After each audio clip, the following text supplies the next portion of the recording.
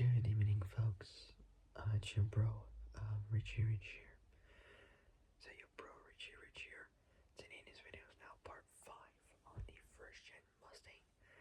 Today in this video, I'm now doing the next part, which is the 1969, which is the 1969 to 1970 version. Just classic year for Mustangs. Perfect. That's the proper year. Before I get started, make sure you all like the video, subscribe, comment down below what you guys think. Hit that notification bell and hit all, so you literally know when to make brand new uploads. Alright, so without any further ado, let's begin. So the 1969 to 1970 model, here we go. So, overview as always is first, so let's begin some production.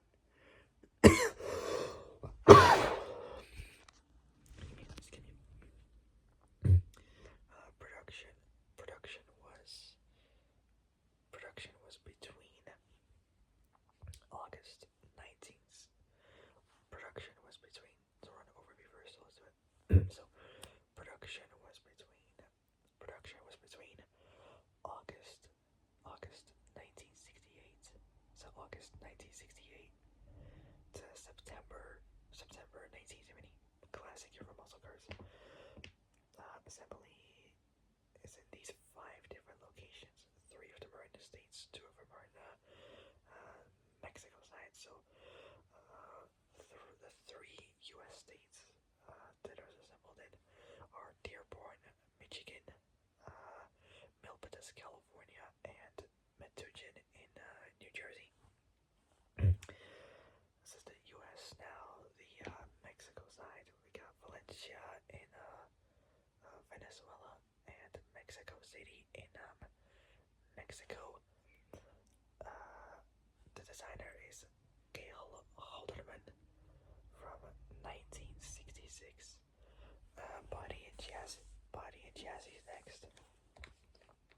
Body style 3 types. You could choose from a 2-door. It's either a hardtop, fastback, or convertible. Next up is powertrain for the engine. We have how many engines there are? Jeez Louise. 1, 2, 3. Like 9 engines. 2 of them are inline 6s. The rest of them are V8s.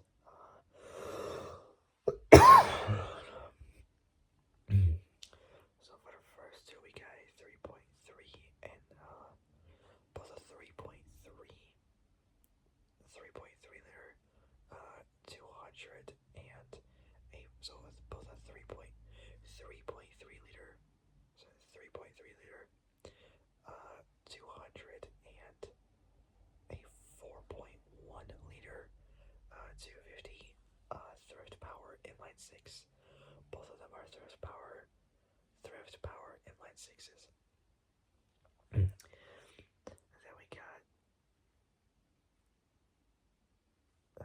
for the V8s we got a 4.9 liter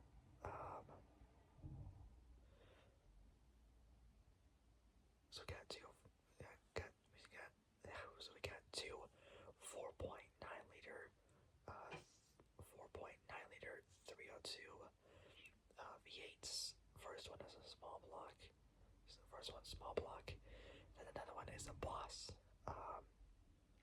Then we got 2 5.8 liter 351 V8s. One's a Windsor, one's a Cleveland V8. And the next one we got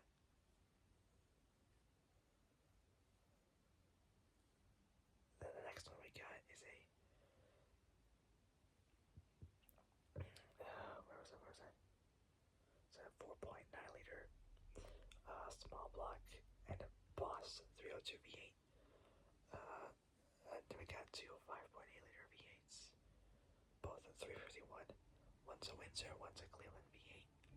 The next one we got is a 6.4 liter 390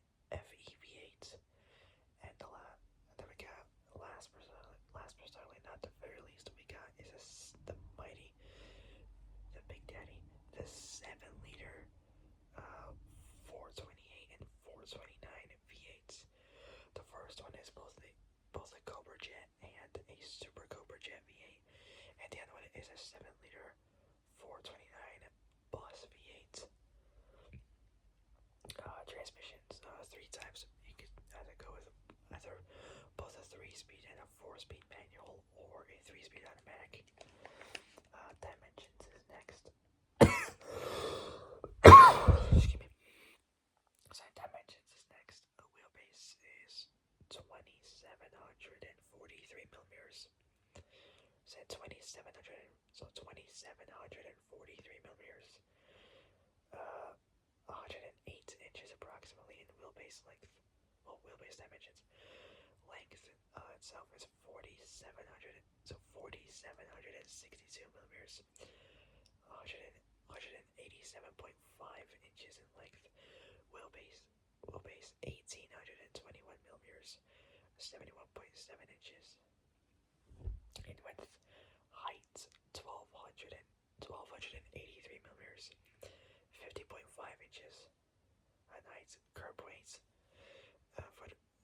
for the base Mustang, it's around 3,122 pounds, which is 1,416 kilos. I mean, it's not bad, but yeah, it's not that good as well. It's like 50-50, I'd say. A bit in the middle. Anyways, so let's continue on. So still on the 1969 to 1970 version. So the 69 model year restyle added more heft to the body with both length, not both, with body length, sorry, extended by 3.8 inches. So 3.8 inches, 97 millimeters. The wheelbase remaining at 108 inches. Width increased by almost half an inch, and the Mustang's weight went up markedly. To 1969 was the first model to use quad headlights, placed both inside and out. The grille opening, the corralled grille bony, was replaced with the pony, both the pony and tri-bars. I said tribal, but it's tri-bars logo. So tri-bars logo set off center to the driver's side. The car was longer, so the car was longer than previous models and sported convex rather than concave side panels. The fastback body version was named Sports Roof in Ford Sports. The fastback body version was named Sports Roof in Ford's literature. The 69 model year introduced the Mach 1 introduced the Mach 1 with a variety of power plant options and many new styling and performance features.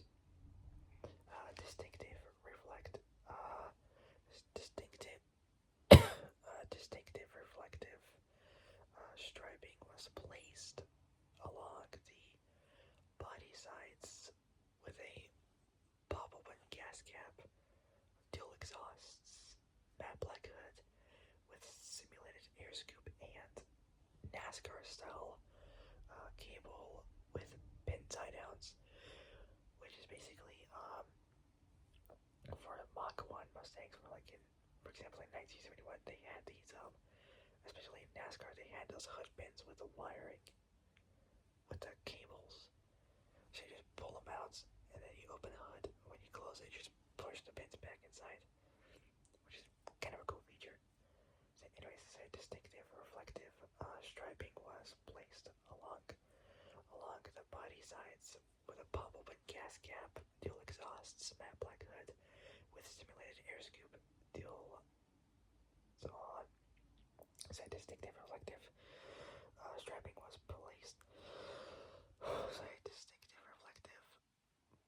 Striping was placed along the body sides with a pop-open gas cap, dual exhausts, matte black hood with simulated air scoop, and NASCAR style cable with pin tie downs. It had steel wheels with white lettered Goodyear polyglass tires, a functional shaker hood scoop, which visibly vibrated by being attached directly to the air cleaner through a hole in the hood, was available, as were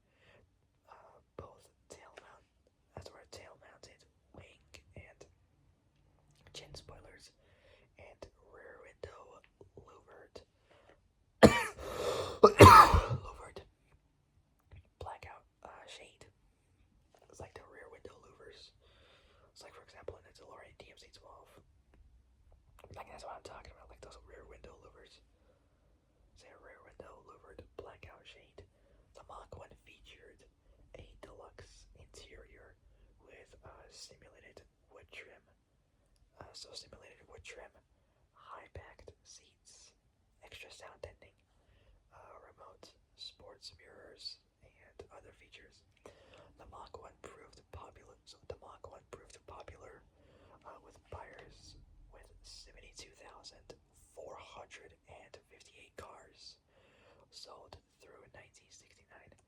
The Boss 302 was created to satisfy Trans Am rules and featured distinctive hockey stick stripes, while the understated Boss 429. The Boss 429 was created to homologate the Boss 429 engine based on the new Ford 385 series engine for NASCAR use. Might talk about a Boss 429, I don't know. The two Boss models received fame on both the track and the streets. A total of 1,628 Boss 302s and 859 Boss 429s were sold through 1969, making these cars somewhat rare. A new luxury model became available starting for 1969, available in only the hardtop body style. The Grande featured a soft ride, 55 pounds, which is 24.9, if you ran up 25 kilos, of extra sound deadening, as well as a deluxe interior with simulated wood trim. It was popular with buyers, with 22,182 units sold through 1969. Dimensions: wheelbase 2,743 millimeters, 108 inches. Wheelbase length 4,762 millimeters, 187.5 inches. Length, width 1,821 millimeters, 71.7 inches. Height 1,283 millimeters, 50.5 inches. So curb weight 3,122 pounds, 1,416 kilos for the base Mustang. So anyways, so a new luxury model became available starting for 1969. Available in only the hardtop body style. The Grande featured a soft ride, 55 pounds, 24.9, or right now it's like 25 kilos of extra sound deadening. Sorry, 25 kilos of extra sound deadening, as well as a deluxe interior with simulated wood trim. It was popular with buyers, with 22,182 units sold through 1969. Amidst other special editions, the '69 Mustang E was offered for those desiring high fuel efficiency. The '69 limited edition Mustang, the 1969 limited edition Mustang E was a rare fastback special model designed for economy. About 50 of those were produced. It came with a 4.1 liter 250 straight six or inline six, a high stall torque converter for the standard automatic gearbox, and a low 2.33 to 1 rear axle. So and a low 2.33.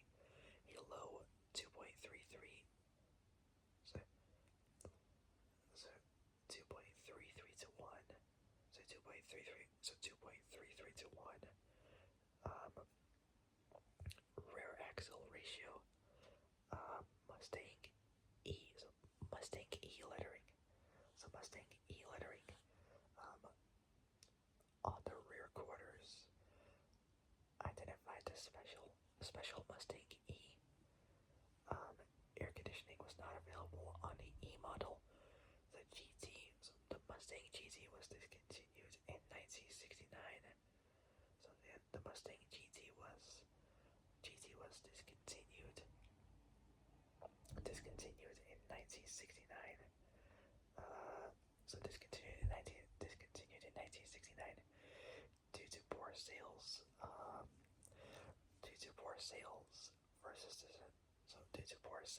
Versus the success of the new Mach 1, with only 5,396 GT models sold that year.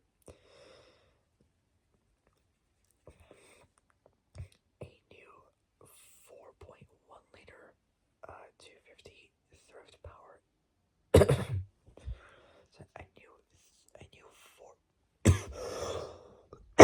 So a new 4.1 liter 250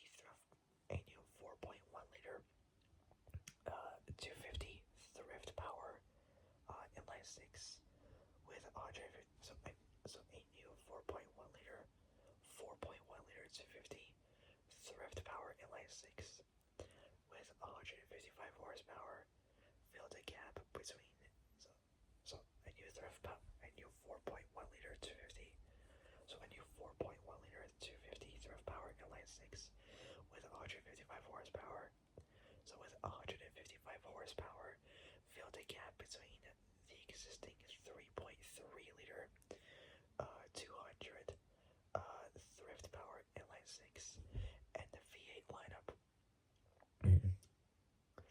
Although 1969 continued with many of the same basic V8s available on 1968 models, notably a revised version of the small block 4.9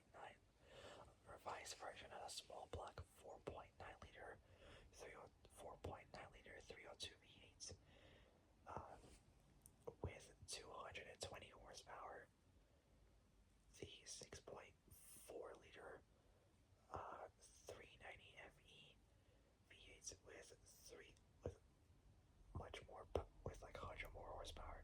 So with 320 horsepower, and the recently launched 7 liter 428.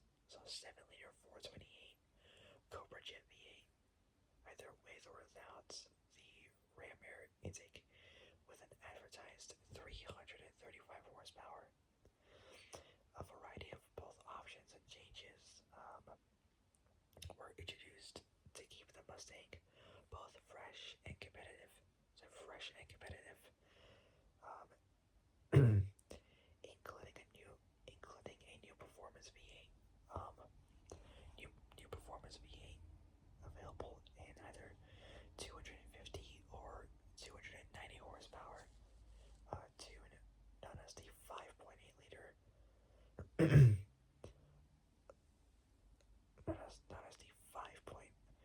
Which is known as the 351W, a 5.8 liter, so 5.8 liter 351 Windsor V8, which was effectively both a stretched and revised version of the 4.9 liter 302 V8 to achieve the extra stroke.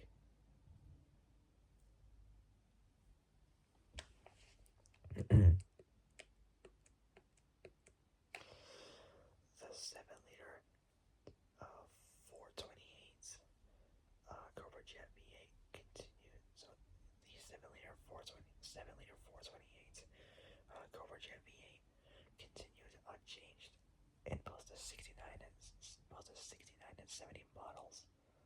So 69 and 70 model years, and continues to be advertised at and continues to be advertised at 335 horsepower. If either a V or W axle was ordered, either a 3.90 or 4.30 locking ratio on any Cobra Jet Mustang, engine improvements were added to make it more reliable on the drag strip.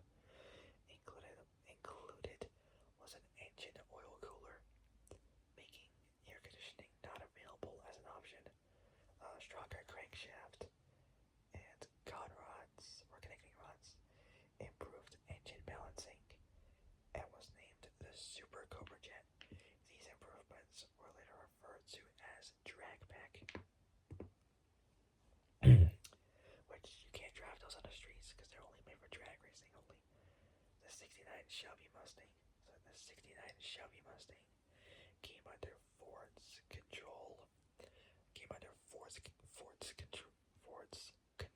And was made to look markedly different from regular production Mustangs, despite being built in-house by Ford. The custom styling included a fiberglass front end with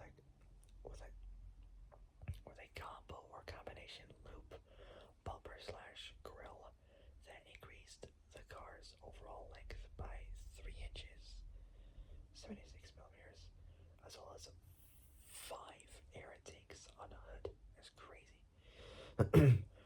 2 models are available. The first one is a GT350. GT350 with a 5.8 liter 351 Windsor V8 producing 290 horsepower, and the GT500 with a 7-liter 428 Cobra Jet V8, which now make at least 350 horsepower, maybe more, I don't know, in either both sports roof or convertible versions. All 69-70 Shelby Mustangs were produced in 1960. All 69-70 Shelby Mustangs were produced in 1969 because of dwindling sales. The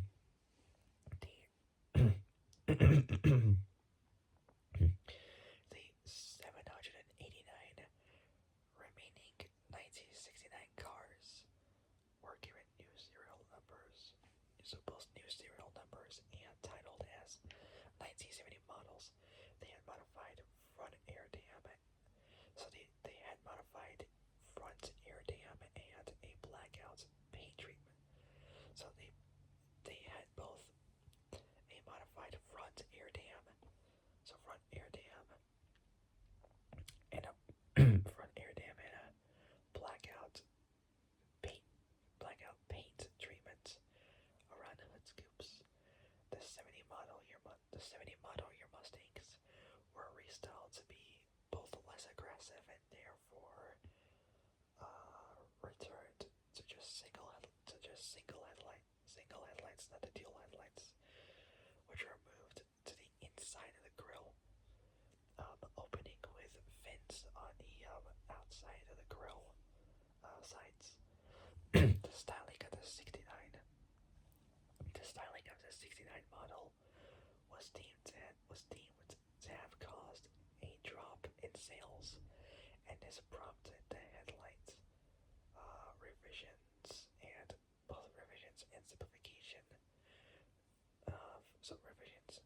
simplification of other exterior styling aspects for 1970. In the end, however, the 69 model year sales exceeded those of 1970. The rear fender air scoops were removed, and the taillights panel was flat instead of concave, as on 1969 models. The interior options remained mostly unchanged. 1970 model year. So 1970 model year saw the so 1979 model year so 1970 model year saw the previous 351 5.8 so 1970 model year saw the previous 5.8 liter 3 point so 5.8 liter 351 Windsor V8 engine options replaced with a new 5.8 liter 351 Cleveland V8 in either a 2 Venturi or 4 Venturi carburetor versions. In short, it's either 2V or 4V carburetor versions. However, some early production 70s Mustangs had the 351 Windsor 5.8 liter V8, the 351, the 5.8 liter, 5.8 liter.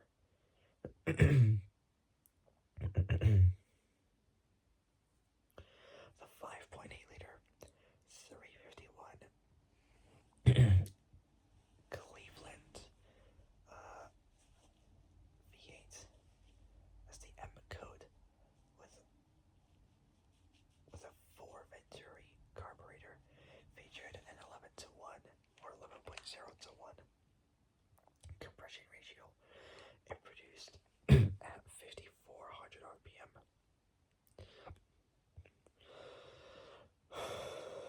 A very respectable 300 horsepower. Not bad, not bad. Same at 5,400 RPM. A very respectable 300 horsepower. This new performance motor incorporated elements learned from the Ford 385. So Ford 385 series. Ford 385 series engine. So Ford 385 series engine. And the Boss 302.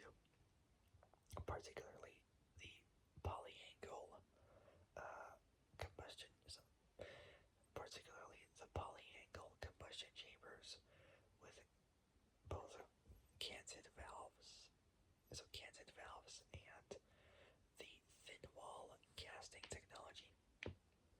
Ford made 96 Mustang Twister Special cars for Ford's Kansas City District sales office in late 1969, which I think was in Kansas, definitely. The Twister Specials were were grabber orange mock ones with special decals. Ford also made a few side winders, which were built in Dearborn, Michigan, shipped to Omaha. I don't know where that is. I think it's in the States, I don't know. And sold in both Iowa and Nebraska. They were available in grabber green, grabber blue,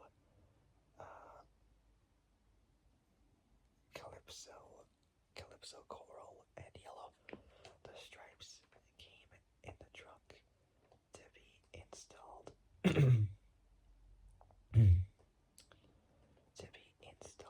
by dealers.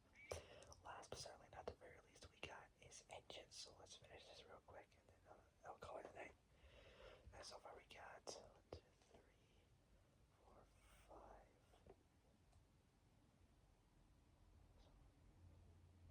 5. 6, 7, 8, 10,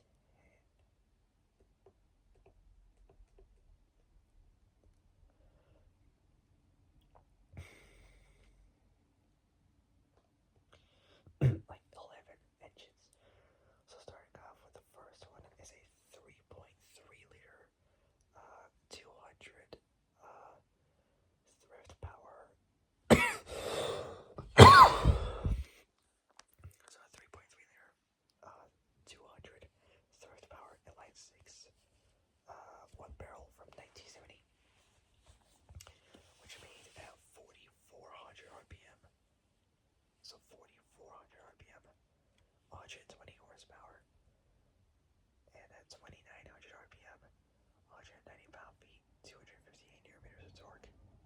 Not too bad, not too bad. The next one is a 4.1 liter, so essentially the same thrift power inline six, but it's a little bit bigger. Now it's a 4.1 liter 250 thrift power inline six for the 1969-1970 version, also with a 1-barrel carburetor, which made a bit more power. That's about 4,000 RPM, 155 horsepower, and at 2,600 RPM, so a little bit shorter RPMs, but a little bit better torque. 240 pound-feet, 325 newton meters of torque. Not too bad. Now we're gonna go to the V8s. So the first one starting off with is a 4.9 liter. So 4.9 liter 302 small block V8 2-barrel from 1969 to 1970, making 210 horsepower at 4,600 RPM. And so 4,600 RPM. So 4,600 RPM and 300 pound-feet, 407 newton meters of torque at 2,600 RPM. And with the same RPMs in both power and torque, it's the same with the next one, which is the 5.8 liter 351 Windsor V8. So 5.8 liter 351 Windsor V8. So 5.8 liter 351 Windsor V8 from 1969 with a 2-barrel carburetor, making 250 horsepower and 355 pound-feet, 481 newton meters of torque.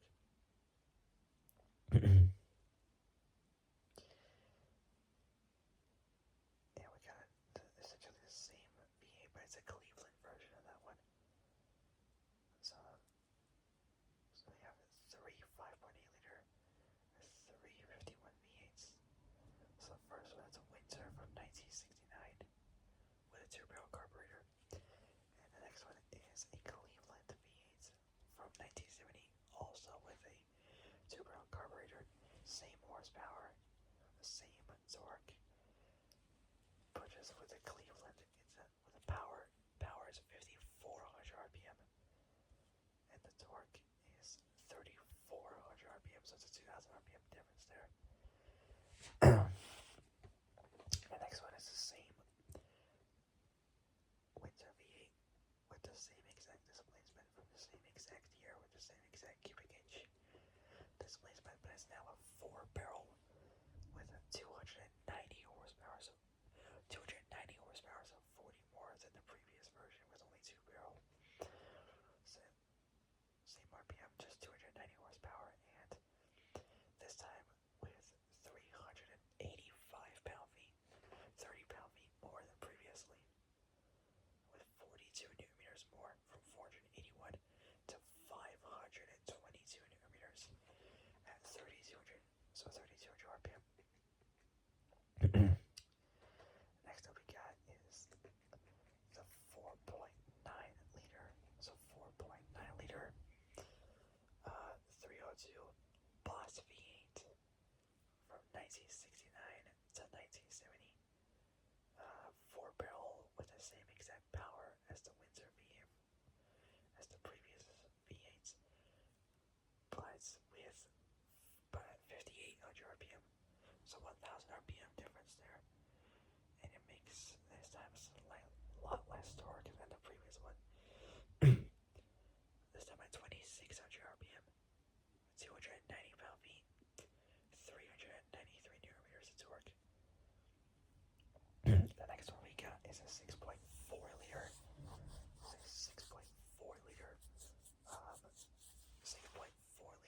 390 FE V8 with also a 4-barrel carburetor from 1969 with a bit of a power increase from 290 horsepower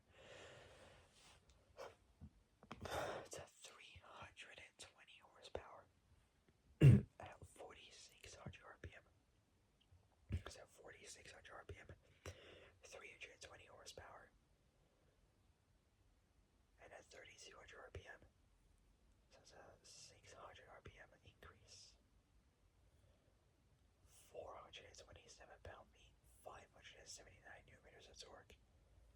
Not bad. Now we got a 5.8 liter 351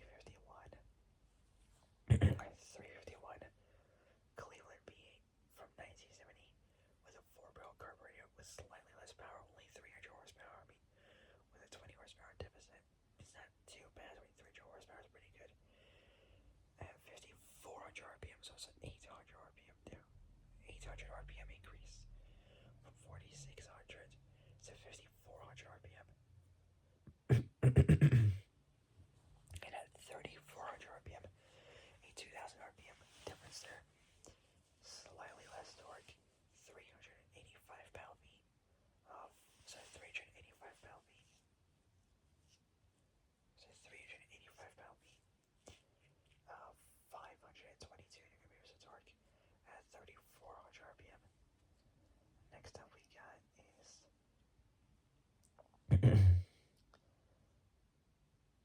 is the mighty, the big boy, the 7-liter 428 Cobra Jet and Super Cobra Jet V8 from 1969 to 1970 also with a 4-barrel carburetor, making a bit more power at 7,200 RPM, 335 horsepower. So 35 more than previously. 5,200 RPM, so 200 RPM decrease there, but still not too bad. It's pretty good. With at the same RPM for the previous torque, 440 pound-feet, 597. Right up, like almost 600 newton meters of torque at 3,400 RPM. So that's 55 pound-feet. I think. Is that 55 pound-feet? Is that 55 pound-feet?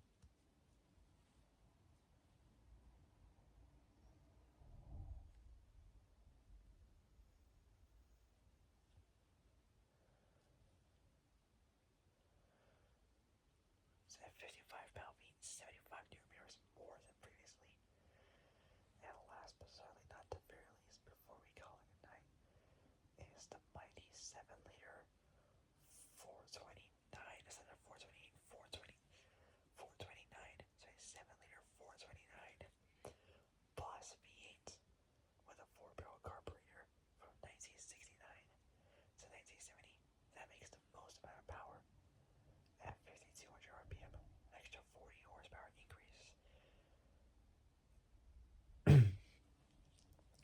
from 335 horsepower to 375 horsepower.